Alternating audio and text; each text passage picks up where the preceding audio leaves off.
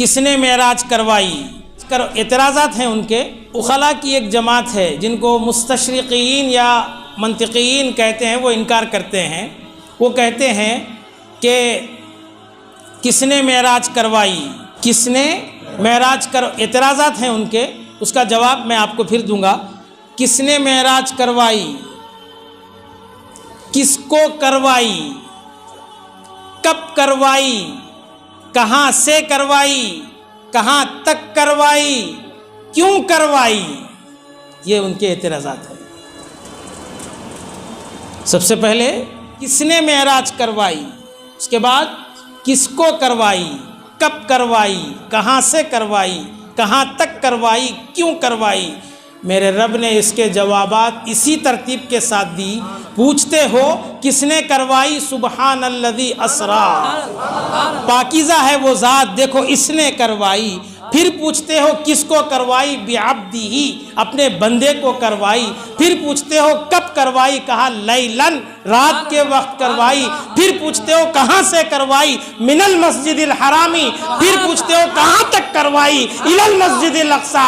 کیوں کروائی، لنریہ من آیاتنا، تاکہ ہم اپنی قدرت کی نشانیاں دکھائیں۔ اسی ترتیب کے ساتھ ان کے جواب، ان کے سوالات پیدا ہونے سے پہلے قرآن میں نازل کر دیا۔ آج دنیا محو حیرت میں ہے کہ بھئی کیا ہوا، کیسے ہوا، کیوں ہوا۔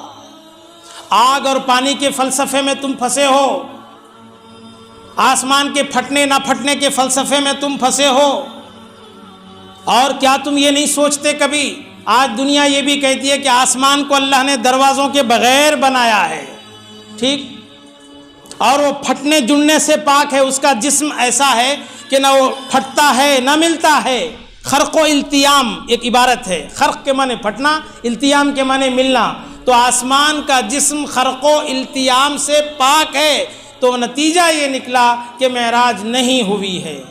معراج کے انکار کے لیے انہوں نے آسمانوں کے لیے ایک قاعدہ بنایا تاکہ وہاں سے روک دیں۔ آسمان پھٹنے اور ملنے سے پاک ہے، اگر حضور معراج کے لیے گئے ہیں تو وہ پھٹا بھی ہوگا، ملا بھی ہوگا۔ جب قاعدہ یہ بنا دیا گیا کہ وہ پھٹنے سے ملنے سے پاک ہے، نتیجہ یہ نکلا کہ معراج ہی نہیں ہوئی۔ تو اس پر ایک بلیغ النظر، وسیع العلم رکھنے والی ہستی نے کہا ٹھیک ہے کیا ہے؟ اچھا، پھر انہوں نے ایک فلسفہ یہ قائم کیا، زمین سے آسمان 44 میٹر بلندی تک خالی ہوا ہے، اگر کوئی جائے گا بھی تو اس کے پرخچے اڑ جائیں گے، تحلیل ہو جائے گا۔ اچھا، اس کے بعد کیا ہے؟ سرد علاقہ ہے، اتنا ٹھنڈا ہے کہ یہ جسم اس ٹھنڈک کو برداشت نہیں کر سکتا۔ اچھا، پھر اس کے بعد کیا ہے؟ آگ ہے، سورج کی تپش ہے، وہاں جائے گا تو کوئلہ ہو جائے گا۔ اس کے بعد آسمان شروع ہے۔ اتنی رکاوٹیں انہوں نے حضور کی معراج پر قائم کی اور کہا دیکھو یہاں سے 44 کلومیٹر دور تک جانا مشکل، پھر اس کے بعد سرد علاقہ ہے، وہاں جانا مشکل، پھر اس کے بعد آگ ہے، نار ہے، وہاں جانا مشکل۔ جب اتنے مشکلات ہیں تو آسمان تو اور مشکل ہے۔ تو انہوں نے کہا ٹھیک ہے، کیا یہ سارے مشکلات، کیا یہ سارے حجابات، کیا یہ سارے رکاوٹیں، ممانعات صرف حبیب پاک صلی اللہ علیہ وسلم کے لیے ہے؟ کیا تم نے تاریخ نہیں پڑھی، سیرت انبیاء نہیں پڑھی؟ حضرت آدم بھی تو آئے، صحیح سلامت آسمان سے آئے، کیا یہ رکاوٹیں ان کے لیے نہیں تھی؟ کیا یہ رکاوٹیں جب حضرت ادریس کو یہاں سے اٹھا لیا گیا تو کیا ان کے لیے یہ رکاوٹیں نہیں تھی؟ اور ہمارا عقیدہ ہے اہل سنت والجماعت کا، حضرت عیسیٰ زندہ اٹھا لیے گئے، ان کو سولی پر نہیں چڑھایا گیا اور نہ ہی قتل کیا گیا۔ قرآن کہتا ہے وما قتلوہ وما صلبوہ ولکن شبہ لہم بل رفعہ اللہ الیہ، اللہ نے ان کو آسمانوں پر اٹھا لیا، تو کیا یہ رکاوٹیں ان کے لیے نہیں ہے، صرف حضور کے لیے ہے؟ پھر آگے بڑھ کر کہتے ہیں ارے نادانوں، سمجھو بات کو، یہ رکاوٹیں صرف انسانوں کے لیے ہے، رب کے لیے نہیں ہے۔ کیوں؟ اس لیے کہ جو آئے ہیں وہ دوبارہ نہیں گئے، حضرت آدم آئے ہیں تو دوبارہ نہیں گئے، جو گئے ہیں وہ دوبارہ نہیں آئے۔ شان مصطفیٰ یہ ہے کہ پل بھر میں گئے بھی اور آئے بھی۔ تم ضابطے قاعدے بناتے رہو، زنجیر بھی ہلتی رہی، بستر بھی رہا گرم، سرے عرش گئے اور آئے محمد صلی اللہ علیہ وسلم۔ نبی کریم صلی اللہ علیہ وسلم کی ذات گرامی سرتا پا معجزہ ہے، سر سے لے کر پائے اقدس تک معجزہ ہے۔ اسی لیے شاعر نے کیا خوب کہا، قدموں میں جبیں کو رہنے دو، جبیں یعنی پیشانی، قدموں میں جبیں کو رہنے دو، چہرے کا تصور مشکل ہے۔ قدموں میں جبیں کو رہنے دو، چہرے کا تصور مشکل ہے، جب چاند سے بڑھ کر ایڑی ہے رخسار کا عالم کیا ہوگا، جب چاند سے بڑھ کر ایڑی ہے رخسار کا عالم کیا ہوگا۔ نبی کریم صلی اللہ علیہ وسلم کی معجزات پر، انگلیوں کے معجزات پر ایک کتاب لکھی ہوئی ہے، دست مبارک کے معجزات پر کتابیں لکھی ہوئی ہے، پائے اقدس کے معجزات پر کتاب۔ تو اسی لیے بلا مبالغہ یہ بات کہی جا سکتی ہے کہ نبی کریم صلی اللہ علیہ وسلم کی ذات گرامی سر سے لے کر پیر تک مکمل معجزہ، لیکن اس کے ساتھ ساتھ آپ کے دو معجزے ایسے ہیں جو سابق میں کسی کو نہیں دیے گئے۔ ایک معجزہ قرآن مجید، ایک معجزہ قرآن مجید، دوسرا معجزہ معراج شریف۔ حضرت امام جلال الدین سیوطی رحمۃ اللہ علیہ اس آیت کے تناظر میں لکھتے ہیں کہ دنیا حضور کے معراجوں کو تسلیم کرنے سے انکار کرتی ہے، وہ اپنی تحقیق سے لکھتے ہیں کہ جملہ 33 معراجیں ہوئی، جملہ 33 معراجیں ہوئی ہیں، یہ 34ویں معراج روح اور جسم کے ساتھ ہوئی۔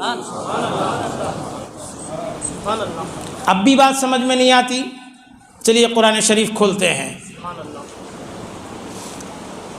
حضرت سلیمان علیہ السلام کا ذکر اللہ نے قرآن مجید میں بیان فرمایا ہے۔ یہ نبی ہیں، رسول نہیں ہیں۔ نبی اور رسول کا فرق ہے۔ رسول کہتے ہیں جو نیا دین اور نئی شریعت، نئی کتاب لے کر آئے، جو سابقہ دین پر عمل پیرا ہو، اس کو نبی کہتے ہیں۔ حضرت سلیمان علیہ السلام کے تذکرے کو اللہ نے مفصل انداز میں بیان کیا۔ ایک مرتبہ حضرت سلیمان کو اللہ نے یہ طاقت عطا فرمائی کہ ہواؤں پر، جنات پر، شیاطین پر، دریاؤں پر، پانی پر، سب پر اللہ نے ان کو قدرت عطا فرمائی تھی، سب پر، جس سے چاہے جو کام چاہے لے سکتے تھے وہ۔ ایک مرتبہ کہا کہ مجھے تخت بلقیس چاہیے، اور تخت بلقیس جہاں حضرت سلیمان علیہ السلام قیام پذیر ہیں، قیام فرما ہیں، وہاں سے ملکہ ملک سبا، جس کا ذکر قرآن میں سورہ سبا کے نام سے موجود ہے، کہ وہ جو علاقہ پڑتا تھا جس کے لیے جاتے 1 مہینہ آتے 1 مہینہ لگتا تھا۔ حضرت سلیمان علیہ السلام نے کہا دیکھو مجھے تخت بلقیس چاہیے۔ تو ایک جن اٹھا جو آپ پر ایمان لایا ہوا تھا، آپ کا امتی تھا اور آپ کا صحابی تھا۔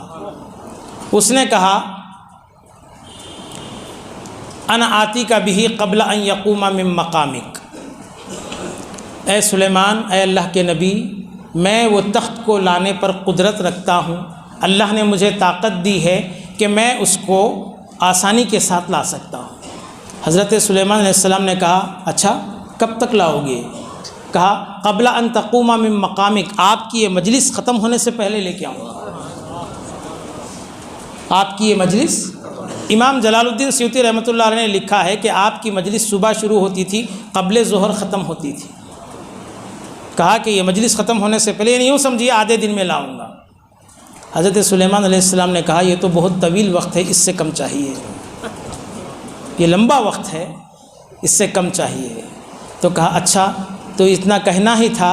ایک جن اٹھا، قال الذی عنده علم من الکتاب، جو کتاب کے علم کو جانتا تھا، کلام الہی زبور پڑھا ہوا تھا اور حضرت سلیمان علیہ السلام کا امتی تھا، ان پر ایمان لا چکا تھا، ان کا صحابی تھا، اس نے اٹھا، مورخین نے اس کا نام بھی کچھ ایسا بیان کیا ہے، آصف بن برخیہ، یہ اٹھا، اس نے کہا انا آتی کا بھی قبل ان یرتد الیک طرفک، سلیمان اے اللہ کے نبی میں اس کو حاضر کروں گا، کب تک لاؤ گے؟ کہا آپ پلک بعد میں جھپکیں گے اس سے پہلے لاؤں گا۔ اور جاتے 1 مہینہ لگتا ہے، آتے 1 مہینہ لگتا ہے، اور وہ تخت کوئی معمولی سی چیز نہیں تھی کہ اس کو کہیں سے بھی پکڑ کے لایا جائے، تہ خانے میں بند تھا اور کئی سیکورٹی گارڈ اس پر مقرر کیے ہوئے تھے، اور اتنا لمبا چوڑا تھا کہ کئی آدمی اس کو اٹھا بھی نہیں سکتے تھے، لیکن اس جن نے کہا کہ میں اتنا جلد لاؤں گا کہ آپ قبل ان یرتد الیک طرفک، ابھی حضرت سلیمان علیہ السلام آنکھ کھولے تھے کہ ابھی پلک جھپکے نہیں، وہ موجود تھا۔ فوراً جب یہ بات آ گئی تو کہا ھذا من فضل ربی، یہ میرے رب کے فضل سے ہے۔ تو اب یہاں پر ایک درس ہے ہمارے لیے، قرآن سابقہ واقعات کو بیان کرتا ہے، سابقہ قصوں کو حضرت سلیمان سے ہمیں کیا لینا دینا، ان کی کتاب زبور سے ہمیں کیا لینا دینا، ان کی شریعت کے تو ہم پیروکار نہیں ہیں، ان کے امتیوں کے طاقت کے بلبوتے طاقت کے تذکرے سن کر ہم کیا کریں؟ اللہ نے اس واسطے بیان کیا ہے تاکہ تم اس کو سامنے رکھ کر اندازہ لگاؤ حضرت سلیمان کے امتی کا جب یہ عالم ہے، یہ حضرت سلیمان جس کے پیچھے اقصیٰ میں نماز پڑھ کر آئے ہیں، اس کا عالم کیا ہوگا؟ حضرت سلیمان کے امتی کا جب یہ عالم ہے تو حضرت سلیمان کا کیا عالم ہوگا؟ اور وہ معراج سے پہلے نبی نے بیت المقدس میں جب نماز پڑھائی، حضرت سلیمان نے بھی پڑھی، تو ان کا عالم کیا ہوگا جس کے پیچھے انہوں نے نماز پڑھا ہے؟ تو کیا اب بھی بات سمجھ میں نہیں آتی؟ اسی لیے اللہ سبحانہ و تعالی نے ایک سورت جس کو بنی اسرائیل کہتے ہیں، جس کا آغاز اللہ نے لفظ سبحان سے فرمایا، اس کے بعد پوری قرآن میں لفظ سبحان سے کوئی صورت نہیں ہے۔ حفاظ کرام ہیں، آپ پوچھ بھی سکتے ہیں۔ سبحان الذی اسرا، اچھا ایک عالم ہے بہت لطیف نقطہ بیان کرتے ہیں، اتنا کچھ بیان کرنے کی بعد بھی بعض لوگوں کے کھوپڑی میں گھستا نہیں، تو پھر بھی وہ انکار کرتے ہیں۔ اللہ نے سفر معراج کے 2 پہلو، ایک زمینی سفر اور ایک آسمانی سفر، دونوں کا تذکرہ، زمینی سفر کا تذکرہ 15ویں پارے میں سبحان الذی اسرا سے کیا، آسمانی سفر کا سورہ نجم میں فرمایا۔ ان کو پڑھ لو، سمجھ میں آ جائے گا۔ اچھا تب بھی نہیں سمجھتے، ٹھیک ہے، انہوں نے ایک لطیف نقطہ بیان کیا، دیکھیے سبحان الذی میں سب سے پہلا لفظ سین ہے، سب سے پہلا لفظ سین ہے۔ اس کے بعد یہ آیت ختم ہو رہی ہے انہ هو السمیع البصیر، را پر شروع کا، اور یہ اس ایک آیت میں واقعہ معراج ہے۔ سبحان الذی اسرا بعبدہ لیلا من المسجد الحرام الی المسجد الاقصی الذی بارکنا حولہ لنریہ من آیاتنا انہ هو السمیع البصیر۔ یہ ایک آیت میں اللہ نے زمینی سفر معراج کا خلاصہ بیان کیا۔ اب اس پر 20 کتابیں لکھی گئی ہیں، لکھی جا رہی ہیں اور لکھی جاتی رہے گی، کیونکہ کلام الہی ہے۔ آپ کے ہمارے باتوں کے کئی مطالب اور کئی مفہوم ہو سکتے ہیں، یہ تو رب کا کلام ہے۔ تو انہوں نے بیان کیا، دیکھیے سبحان الذی میں پہلا لفظ سین ہے، اور آیت جو اختتام ہو رہی ہے بصیر پر وہ را ہے۔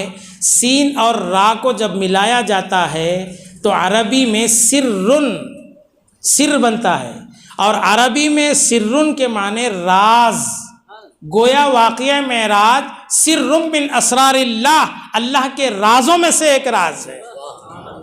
اب یہ راز کس کو سمجھ میں آئے؟ جس کے سمجھ میں آئے وہ آئے، جس کو نہیں آئے کوئی بات نہیں ہے۔ کیوں؟ دنیا اس بات کو اچھی طرح جانتی ہے، کوئی حد ہے ان کے عروج کی، بلغ العلا بکمالہ، شعور و فکر و نظر کے دعوے حد تعین سے بڑھ نہ پائے، نہ چھو سکی ان بلندیوں کو جہاں مقام محمدی ہے۔ اچھا اب آئیے دوسری جانب ہم بڑھتے ہیں آیت کی طرف۔ اللہ نے اس 15ویں پارے کے آغاز میں سفر کے صرف 2 حصوں کو بیان کیا، سفر کے صرف 2 حصوں کو۔ آغاز سفر بتایا من المسجد الحرام، یہ نبوت کا 13واں سال ہے۔ اس کے بعد سفر معراج کے بعد حضور کی ہجرت ہوتی ہے یہاں سے، اور یہ 13 سال 40 سال بڑے سکون سے گزرے، کیونکہ اس میں اعلان نبوت نہیں تھا۔ یہ 13 سال انتہائی تکلیف کے ساتھ، انتہائی تکلیف کے ساتھ، جب تکلیفیں بہت زیادہ بڑھیں تو اللہ تبارک و تعالیٰ نے رفعتیں، بلندیاں، شان اتنی عطا کیا کہ آج تک کوئی خیال بھی وہاں تک نہیں پہنچا۔ تو 2 حصوں کو بیان فرمایا۔ من المسجد الحرام، کہاں سے آغاز ہوا؟ مسجد حرام سے۔ کہاں تک ہوا؟ الی المسجد الاقصی، 2 تک ہوا۔ یہ آغاز اور اینڈ، اور یہ زمینی سفر ہے، آسمانوں کا ذکر نہیں ہے اس میں۔ پہلا سوال کیوں نہیں ہے؟ کیا آسمانوں کی معراج نہیں ہوئی؟ حضرت شاہ عبدالحق محدث دہلوی رحمۃ اللہ علیہ مدارج النبوہ حصے اول میں سفر معراج کا مکمل واقعہ اور اس کے کیا کہتے ہیں ما لہ و ما علیہ پورے اطراف حالات وغیرہ لکھتے ہوئے بیان کرتے ہیں۔ آسمانوں کا ذکر اس میں اس واسطے نہیں کیا، اگر کوئی انکار کرے گا تو کفر تک پہنچ جائے گا، اور آسمانوں کو کسی نے نہیں دیکھا۔ اور مسجد حرام، مسجد اقصیٰ کا ذکر اس واسطے کیا، یہ اپنے سفروں میں بارہا جایا اور آیا کرتے تھے، جایا اور آیا کرتے تھے۔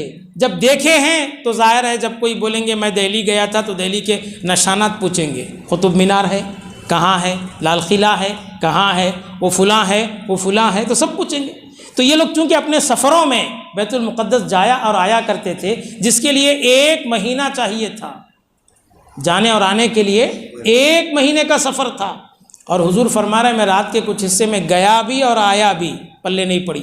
اگر ان کے سامنے جب یہی سمجھ میں نہیں آئی، آسمان اول، دوم، سوم، چہارم، پنجم، ششم، 7 آسمان کا اگر ذکر کرتے تو وہ پورے واقعہ معراج کا انکار کرتے۔ کیوں؟ ایک تو کبھی آسمان اول کو دیکھے نہیں، اچھا پھر آسمان اول دوم کی جو پرت ہے، ایک آسمان سے دوسرے آسمان پر جانے کے لیے 500 برس چاہیے، کیونکہ نبی کریم صلی اللہ علیہ وسلم کے جو سفر معراج کے 3 حصے ہیں، مسجد حرام سے مسجد اقصیٰ تک جو رفتار تھی اس کی 2 رفتار ہوئی، اس کے بعد پھر اس کے بعد اس کی 3 گنی رفتار ہوئی اس کے بعد، یعنی ہر سفر میں سابقہ سفر سے بڑھا دی گئی رفتار کو، اسی لیے کسی آسمان کا اس میں ذکر نہیں۔ اسی لیے اب سفر معراج کے 3 پہلو ہوئے۔ مسجد حرام سے مسجد اقصیٰ تک کے سفر کا انکار کرنے والا کافر، کیوں؟ قرآن مجید میں ہے، قرآن مجید کی آیت کا انکار کفر، مسجد حرام سے مسجد اقصیٰ تک کے سفر کا انکار کفر۔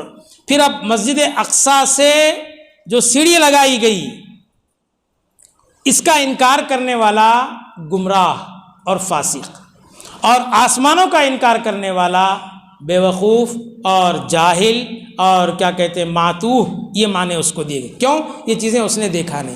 جب حضور پاک صلی اللہ علیہ وسلم سفر معراج، اچھا یہ سفر اور یہ پوری مسافتیں کئی سالوں پر محیط تھی، کتنی؟ کئی سالوں پر، لیکن اس زمانے میں اللہ تعالیٰ نے اپنے حبیب کو سفر معراج کروا کر علم سائنس کی ترقی کو بتایا۔ علم سائنس اور جتنے علوم آج نئے طریقوں سے پڑھائے جاتے ہیں، فزکس، جیولوجی، باٹنی اور کیا کیا ہیں، یہ سب کیمسٹری، یہ سب علوم اس قرآن مجید میں رکھے گئے ہیں۔ اس میں سائنس کا جو علم ہے وہ سفر معراج ہی سے لوگوں نے سیکھا۔ اب دیکھیے وہ کیسے ہوا، وہ اس طریقے سے ہوا کہ اتنا لمبا سفر سوچنے سے سمجھ میں نہیں آتا، سمجھنے کی کوشش کریں گے تو بھٹکنے کا امکان ہے، لیکن ایمان کا تقاضا یہ ہے کہ لفظ سبحان سے جب اللہ نے اس کو آغاز کیا ہے تو ماننا ہی ماننا ہے۔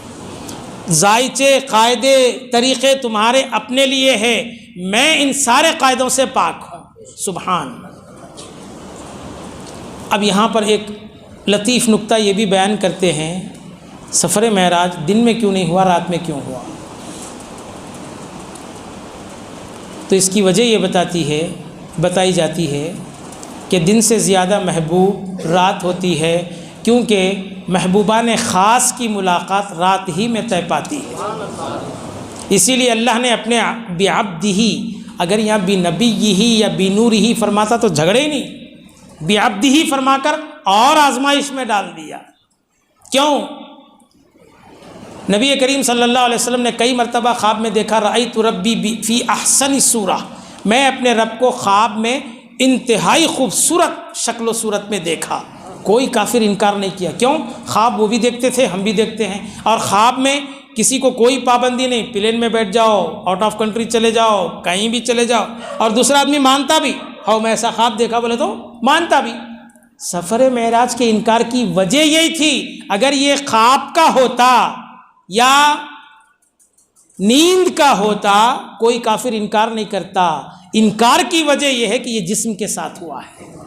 اور عبد بندہ جب بھی قرآن استعمال کیا ہے، اس کے معنی آتے ہیں روح اور جسم کے ساتھ۔ وَأَنَّهُ لَمَّا قَامَ عَبْدُ اللَّهِ، یہ اور حضرت عیسیٰ علیہ السلام جب بات کیے فرمایا قَالَ إِنِّي عَبْدُ اللَّهِ۔ عبد کے معنی جہاں بھی آتے ہیں اس کا مطلب ہوتا ہے جسم اور روح کے ساتھ، اسی لیے سبحان الذی اسریٰ بعبدہ فرمایا، بنورہ یا بنبیہ نہیں فرمایا۔ اچھا، یہ بات ہو گئی۔ جب آقا نامدار صلی اللہ علیہ وسلم سفر معراج، پھر جنت، دوزخ، پھر وہاں کے جنت کی خوشبوئیں، جنت کی جو ہے انعامات، اکرامات، پاکیزہ طیب لوگوں کو دیکھا، خوشی کا اظہار کیا۔ دوزخ میں مختلف قسم کے عذاب، کوئی الٹے لٹکے ہوئے ہیں، تو کوئی یہاں پر تازہ گوشت رکھا ہوا ہے، اس کو چھوڑ کر سڑا گلا باسی گوشت، جن کے ناخن پیتل کی طرح اتنے بڑے بڑے ہوئے ہیں، ناخنوں سے نوچ نوچ کر وہ کھا رہے ہیں۔ آپ نے جبریل علیہ السلام سے پوچھا، بھائی جبریل یہ کون لوگ ہیں اور یہ اچھا گوشت چھوڑ کر یہ برا سڑا گلا گوشت کیوں کھا رہے ہیں؟ یا رسول اللہ، ان کی پاکیزہ بیویاں تھیں، انہوں نے اس کو چھوڑ کر دوسری عورتوں کے ساتھ منہ کالا کیا تھا، یہ اس کا عذاب ہے۔ لِنُرِيَهُ مِنْ آیَاتِنَا، ہماری قدرت کی نشانیاں بتانے کے لیے ہم اپنے حبیب کو بلائے ہیں۔ کچھ لوگوں کو دیکھا ان کے پیٹ بڑے بڑے گھڑوں کی طرح ہیں اور اس میں سانپ بچھو پھر رہے ہیں۔ حضور پاک صلی اللہ علیہ وسلم نے دیکھا یہ کون ہیں؟ فرمایا یہ سود خور ہیں، پاکیزہ اور حلال کمائی کما کر کھا سکتے تھے، لیکن اس کے باوجود بھی انہوں نے ناجائز اور حرام طریقے سے کیا، یہ اس کا عذاب ہے۔ اور ایک عذاب دیکھا، ایک اچھا خاصا آدمی ہے، ایک فرشتہ وزنی پتھر لیے اس کے منہ پہ ڈال دیتا اور آنن فانن اس کا چہرہ منہ پورا زمین سے چپک جاتا ہے۔ اس کے بعد وہ پتھر ہٹ جاتا ہے، تھوڑی دیر میں اس کا چہرہ صحیح سلامت ہو جاتا ہے۔ پھر اس کے بعد وہ پتھر اٹھاتا ہے، پھر اس پہ ڈالتا ہے۔ نبی پاک صلی اللہ علیہ وسلم نے دیکھا اور انتہائی ناپسندیدگی سے حضرت جبریل علیہ السلام سے پوچھا، بھائی جبریل یہ کیا قسم کا عذاب ہے؟ کہا یا رسول اللہ، جو سر اللہ کی بارگاہ میں نہیں جھکتے تھے، جو نماز نہیں پڑھتے تھے، یہ ان کے لیے عذاب ہے۔ جبکہ کانوں سے حی علی الصلاح حی علی الفلاح کی دل فریب آواز ٹکراتی تھی، لیکن اس کے باوجود بھی۔ اچھا، ہماری خواہشیں دیکھو، الہی جنت میں بڑا محل عطا فرما، وہ فلاں مدینے میں موت عطا فرما، گھر سے نکل کے مسجد آ رہے نہیں، مدینے میں مرتے ہیں کہتے، پھر جنت بھی ہونا کہتے۔ واہ، یہ قسم کے عذابات اور جنت کی خوشبوئیں، مختلف قسم کے انعامات سب دیکھے۔ کیوں؟ اللہ نے لِنُرِيَهُ مِنْ آیَاتِنَا، ہم اپنی عجائب قدرت اپنے حبیب کو بتانا چاہتے تھے۔ یہ ہو گیا۔ اب اس کے بعد یہ تو خیر آپ نے صحابہ کرام کے سامنے ذکر فرمایا، اور صحابہ نے اپنے صحابہ کو بیان، اپنے ساتھیوں کو بیان کیا، پھر انہوں نے دوسروں کو، پھر وہ تابعین کو، تابعین تبع تابعین کو، تبع تابعین تبع اتباع تابعین کو، پھر ائمہ، مجتہدین، محدثین، مفسرین، علماء سے ہوتے ہوئے یہ واقعات ہم تک پہنچے۔ ٹھیک ہے نا؟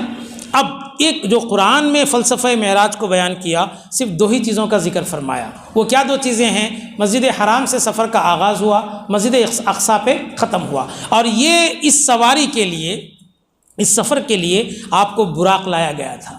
براق ایک جنتی کیا کہتے ہیں سواری اور گھوڑا کی شکل جو خچر کی طرح تھا اور انتہائی سفید اور خوبصورت تھا۔ جیسے ہی آپ صلی اللہ علیہ وسلم نے اس پر سواری کی اور یہ فرط مسرت سے سرشار ہو کر گھومنے لگا، جبریل علیہ السلام نے کہا خاموش رہ، تجھ پر انبیاء کے سردار سوار ہیں۔ اس پر وہ پسینہ پسینہ ہو گیا، گویا وہ اپنی زبان حال سے کہہ رہا تھا میں کہاں تھا اس قابل کہ حضور نے میری تشریف فرما کر میری شان اور شوکت میں اضافہ کر دیا۔ اس کے بعد اب اس کی رفتار کا عالم یہ ہے تا حد نظر، جہاں نظر ختم ہوتی تھی پہلا قدم اس کا وہاں ہوتا تھا۔ چلتے چلتے اب آپ دیکھیں یہ اتنا مبارک سفر، نہ اس پر کوئی سائبان، نہ کوئی گدا، نہ کوئی سیٹ۔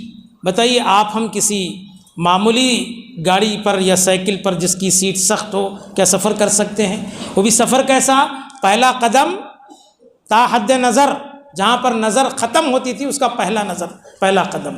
اچھا ایسا ہی نہیں، اتنا بھی نہیں کہ جب آپ صلی اللہ علیہ وسلم نے آ کر ان سے بیان فرمایا میں ایسا رات میں گیا تھا، سواری میری ایسی تھی، تو ان کفار نے کیا کیا؟ پورا ایک پلان بنایا۔ کیا کیا؟ پلان بنایا، ادھر سے چند ادھر سے چند سب جمع ہوئے، کیونکہ ان کے لیے تو ایک مومنین کے لیے تو خیر کوئی مسئلہ نہیں تھا، سب مان لیے، ان کے لیے بڑا مسئلہ تھا۔ یہ تو ان کی کسوٹی انکار تھی اور مومنین کی کسوٹی اقرار تھی، نبی جو فرمائیں وہ۔ چنانچہ سیدھے صدیق اکبر کے پاس گئے اور کہا دیکھیں آج تمہارے صاحب نے تو ہنگامہ کر دیا۔ بولے کیا؟ تو بولے رات کے کچھ حصے میں ابو بکر تم بھی تو ہمارے ساتھ سفروں میں آئے ہو، یہاں سے بیت المقدس کتنی دور ہے؟ کہا لگ بھگ 1 مہینے کا سفر ہے۔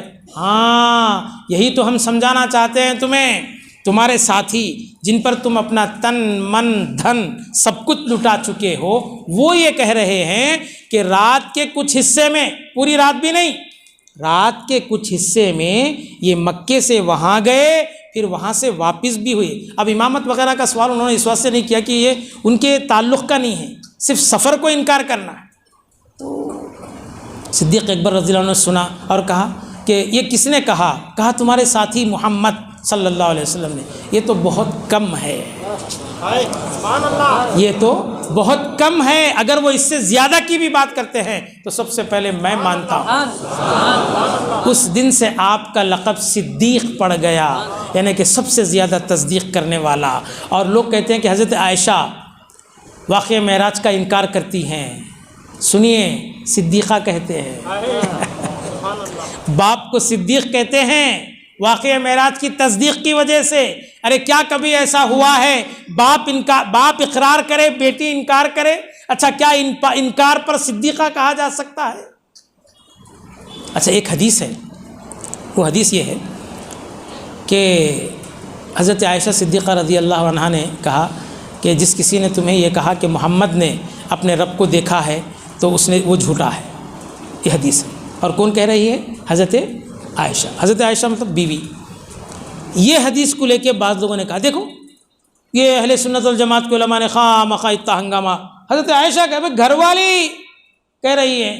کیوں؟ اس کے بعد حضرت عائشہ بیان بھی کرتی ہے کیونکہ جب سے میری شادی ہوئی ہے میں نے محمد کے جسم کو کبھی بستر سے کھویا نہیں ہے، یعنی رات میں حضور ہمیشہ کسی نہ کسی زوجہ کے پاس آرام فرما ہے۔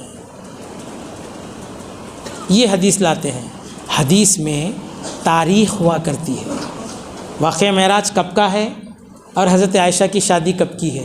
عبدالحق محدث دہلوی رحمۃ اللہ علیہ کا امت پر احسان ہے، انہوں نے یہاں پر 2 ٹوک جواب دیا۔ نادانوں اس حدیث کو لا کر اہل سنت والجماعت کے عقائد کو کمزور کرنا چاہتے ہو اور کہتے ہو کہ حضرت عائشہ کہتی ہیں واقعہ معراج نہیں ہوا اور تم کہتے ہو حضرت واقعہ معراج ہوا۔ سنو عائشہ کیا کہتی ہیں کہ میں نے حضور کے جسم کو کبھی کھویا نہیں ہے، اور جس کسی نے بھی تمہیں یہ کہا کہ محمد نے اپنے رب کو دیکھا ہے وہ جھوٹا ہے۔ تو یہ اس وقت کی بات ہے، اور واقعہ معراج اس وقت کا ہے جب ابھی حضرت عائشہ پیدا بھی نہیں ہوئی تھی۔ حضرت عائشہ پیدا بھی نہیں ہوئی تھی تو شادی کا تصور بھی نہیں۔ تو تاریخ کو ایسے جوڑنا چاہیے، یہ میں نہیں، حضرت عبدالحق محدث دہلوی رحمۃ اللہ علیہ فرماتے ہیں جب شادی ہی نہیں، ارے پیدا ہی نہیں ہوئی تھی تو جسم کو کھونے نہ کھونے کی کیا بات ہوتی ہے۔ تو چنانچہ تو اسی لیے ایسا نہیں ہے. حضرت عائشہ خود بھی اقرار کرتی ہیں، کیونکہ باپ اقرار کرتے ہیں تو بیٹی بھی اقرار کرتی ہے. باپ صدیق ہیں تو بیٹی صدیقہ ہے. اب یہ سب ابو جہل وغیرہ، عتبہ، شیبہ اور ان کے چیلے چمچے جو بھی تھے، سب ملا کر ایک پلان بنائے. پلان بنا کے حتیم کے پاس کعبے میں مکے میں بیٹھ گئے، کیونکہ ان کے وہاں پر جیسے دفاتر تھے، ان کے مراکز تھے، سینٹرز تھے. سب کو جمع کر کے بولے کہ بھئی پوچھنا محمد صلی اللہ علیہ وسلم کو پکڑ کے. چنانچہ آئے، بٹھا کے پوچھے، اچھا تم نے کہا کہ راتوں رات یا رات کے کچھ حصے میں نے بیت المقدس سے، مسجد اقصیٰ سے بیت المقدس گئے، پھر وہاں سے واپس آئے. تو کسی نے کہا اچھا بیت المقدس گئے تھے، بتاؤ بیت المقدس زمین سے کتنی فٹ اونچائی پر ہے؟ کسی نے کہا اس کے دروازے کتنے ہیں، کسی نے کہا اس کی کھڑکیاں کتنے ہیں. حضور فرماتے ہیں میں ایز اے مہمان گیا تھا، میں گیا نہیں تھا، میرا رب مجھے لے گیا تھا. میں کہاں اس کے دروازے گنوں؟ زمین سے کتنی سیڑھیاں چڑھنے کے بعد اس کا مین انٹرنس آتا ہے، یہ بھی میں نے نہیں دیکھا. اس کی کھڑکیوں کو بھی میں نے نہیں گنا، اس کے دروازوں کو بھی میں نے نہیں گنا. مجھے تشویش ہو رہی تھی کہ اگر کہیں میں ان کے جوابات نہ دے سکوں تو یہ اس کو بھی انکار کر دیں. اسی پس و پیش میں تھا. کیا دیکھتا ہوں کہ جبریل علیہ السلام پوری مسجد اقصیٰ اٹھائے میرے سامنے کھڑے ہیں. میں ایک ایک چیز اس میں کی دیکھتا اور ان کو بیان کرتا جاتا. حضرت عبداللہ شاہ صاحب قبلہ رحمۃ اللہ علیہ یہاں پر ایک لطیف نکتہ لکھتے ہیں. وہ بہت بڑے محدث ہیں، عزیز جمیل یعنی بہت اکابرین امت میں سے ہیں. حضرت لکھتے ہیں جب بیت المقدس مسجد یہاں آ سکتی تھی، جب جبریل امین اپنی پروں پر مسجد اقصیٰ کو اٹھا کر لا سکتے تھے تو پھر لے جایا کیوں گیا؟ سفر معراج میں کیوں لے جایا گیا؟ تو اس کا جواب حضرت نے اتنا والہانہ انداز میں اور ایمانی انداز میں لکھا، دیکھو مسجد اقصیٰ سارے انبیاء کا مرکز ہے. اس کے زمین نے اللہ سے دعا کی الہی سارے انبیاء میرے پہلو میں مدفون ہیں، کوئی نہ کوئی ادھر ادھر ہوگا لیکن تقریباً میرے پہلو میں ہیں. کہیں ایسا نہ ہو کہ تیرے حبیب سے میرا دامن خالی ہو، کوئی ایسی صورت بنا کہ تیرا حبیب بھی میرے پاس آئے تاکہ میں فخر کر سکوں. تو اس وجہ سے آپ کو وہاں پر لے جائے. یہ سب پوری تحقیقاتی تقریر ہے، اس میں اور بھی بہت سی باتیں ہیں لیکن وقت میں کوئی گنجائش نہیں ہے. صبح کے 10 منٹ بھی میں نے اس میں شامل کر لیے ہیں. صبح کے جو 10 منٹ ہوتے ہیں اس کو بھی میں نے اس میں شامل کر لیا ہے. بہرحال واقعہ معراج ایک اللہ کے رازوں میں سے ایک راز ہے اور مصطفیٰ صلی اللہ علیہ وسلم کی انتہائی عظمت اور شان کو بتانا ہے. اس رات نوافل کا اہتمام کریں. آپ تعداد کی کوئی قید نہیں ہے، جب تک چاق و چوبندی اور اطمینان سکون قلبی ہے آپ 2 رکعت پڑھیں، ایسے پڑھیں کہ بس اس میں ہی ساری جو ہے سو لذت خشوع خضوع ہو. 100 رکعت پڑھ کر تھک جائیں پھر ایسی عبادت نہ ہو. عبادت وہ ہو جو مختصر ہو لیکن پابندی کے ساتھ ہو. اللہ ہم سب کو معراج کی رحمتیں، برکتیں، سعادتیں لوٹنے کی توفیق عطا فرمائے اور ہمارے دامنوں کو اپنی اپنی دلی مقاصد، دلی جائز مرادوں سے پورا فرمائے. وآخر دعوانا ان الحمد للہ رب العالمین.